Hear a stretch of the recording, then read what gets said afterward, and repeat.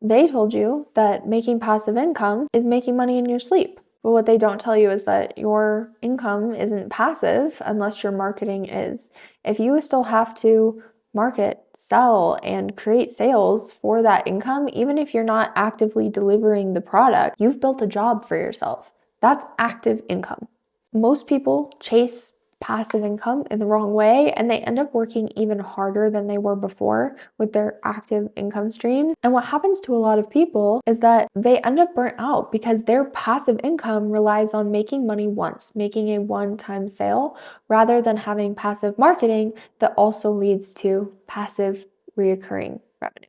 My clients generate recurring income into the 6 and 7 figures. I have a client who is actually making over $1 million a month from a monthly membership that is being sold passively through Pinterest marketing and her email list. I have another client who is making $97,000 a month from her monthly membership, and she is marketing it passively through Pinterest and her email list. Are you starting to detect a pattern here? So the reality of the situation is that, again, your income isn't passive if your marketing is not passive. Because if you are having to show up and market your product every day, that's your job. You're a marketing manager rather than a coach or a mentor, right? What's going to be required for you to see the results that you want is for you to create passive marketing streams that will allow you to make money in your sleep. So how do we do this, right? I've talked about it a little bit. Pinterest marketing paired with email marketing. So let's start with Pinterest, right? Pinterest is a search engine. It's not a social media platform. And so what that means for you is that you don't have to be posting every single day for you to be getting eyes on the things that you've posted. So similar to owning real estate, which is widely accepted as passive income, right? You still have to manage that real estate. And so you're front loading some time and effort, and then there are small chunks of maintenance time that go into you actually maintaining that passive income.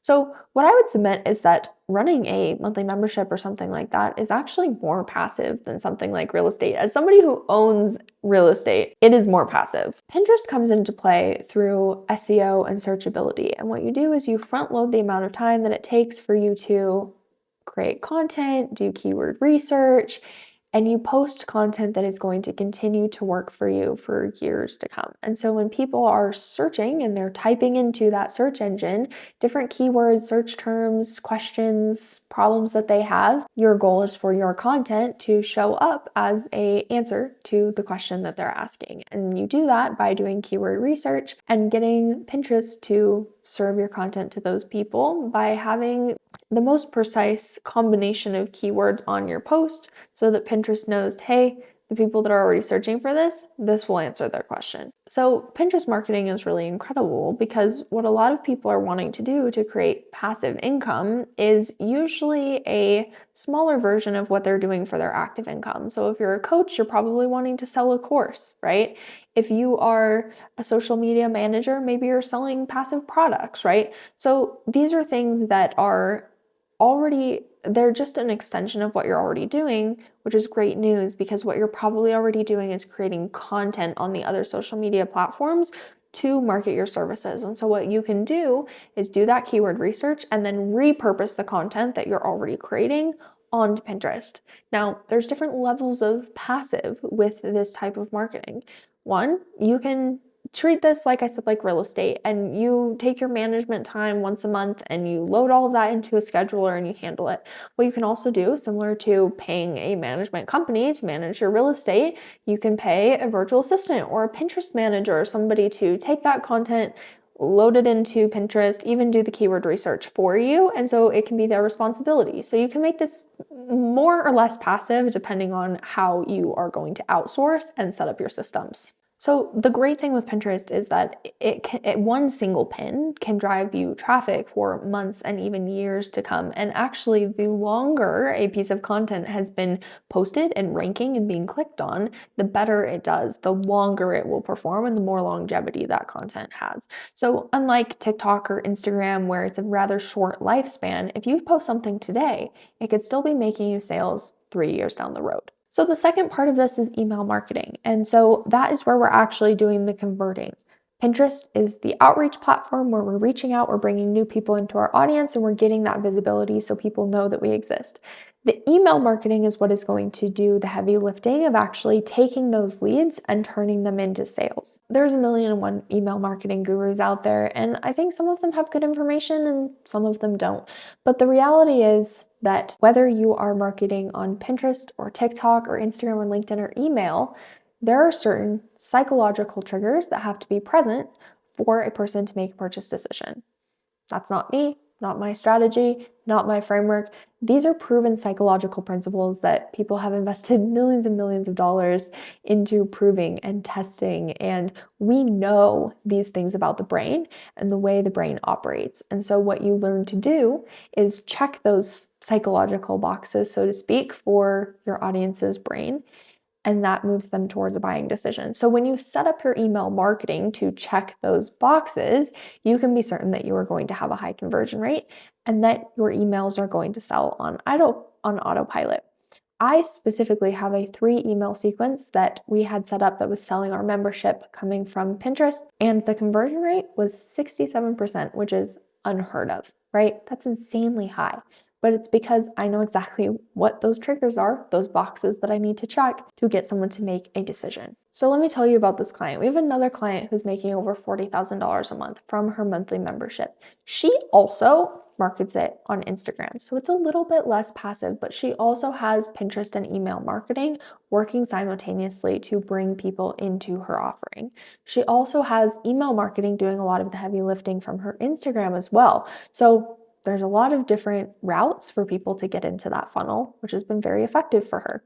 So when we first started working together, she was making $10,000 a month. She had around 70,000 followers on Instagram and was doing one-on-one coaching. So you can imagine that she was burnt out. She was spending a lot of hours just doing calls, doing consult calls to get people into her offering, and then of course spending a lot of time creating content. So this is the tactical side of when people say, "Oh, you can do less and make more." Because she's not doing that one-on-one coaching, so her calendar is not filled with those hour time slots. Instead, she has 1 hour per week that she shows up in her membership on a live call, and then she manages the community. Like I said, there's varying degrees of passiveness for how you want to manage these different offers, right? Again, just like hiring a real estate management company to manage your rentals, you can hire somebody to manage your community and do all of the tech support and do all of those things, right? So you can make this as passive or as active as you would like.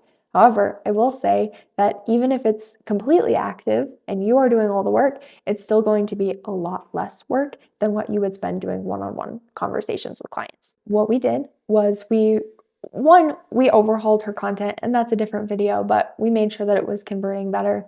I have a ton of videos about our conversion process and our converts framework. But the other big thing was we started repurposing her content onto Pinterest so she was getting additional visibility. And then we created this email flow that brings people from basically discovery to purchase. So they find her, they opt into a freebie that is directly related to what she's selling. And we're not talking about rinky-dink PDFs, right? This is a valuable offer. This is basically the base offer in her suite. And so we've treated it that way. And we've created a high value offer that people actually want. We've made it free, and then we sell using that email list. And what she was able to do was sign 150 members in her first month of launching the membership. And like I said, is now making over $40,000 a month running this monthly membership and has discontinued her one-on-one coaching altogether. So she's much happier. She's spending a lot less time coaching. She's spending a lot less time managing her business. And the only thing that she really needs to work on is a couple hours per week of managing the community. And then of course, she's still actively marketing on Instagram as well. So the key thing to remember here is that passive income is a system, it's not a product. It's the process and the way that you set up your business. There are going to be varying degrees of passive income, and it's up to you, the way you set up your system and the way that you outsource to determine how passive it's truly going to be. If you're somebody who is not sure how to do this in your business, what I would invite you to do is book a free gap assessment with our team. What they will do is they will look through your marketing, your sales process, your systems, and really help you to identify what the gap is in your process that is, one, keeping you from scaling, and maybe the shifts that need to be made to actually turn your business a little bit more scalable, a little bit more passive, and definitely more profitable. So that link will be down below. If you want to see some of what I talked about in this video in action, all of my content is created in this way. So if you head over to my Instagram at kenda.laney, you can see what I'm doing. And if you have any questions, my DMs are always open. So I would love to chat with you, chat through this with you if you want to see how this could be applied to your business. As always, be sure to subscribe to the channel, like this video, and leave a comment if you would rather do that if you have any questions. Thanks for being here, and I'll see you in the next video.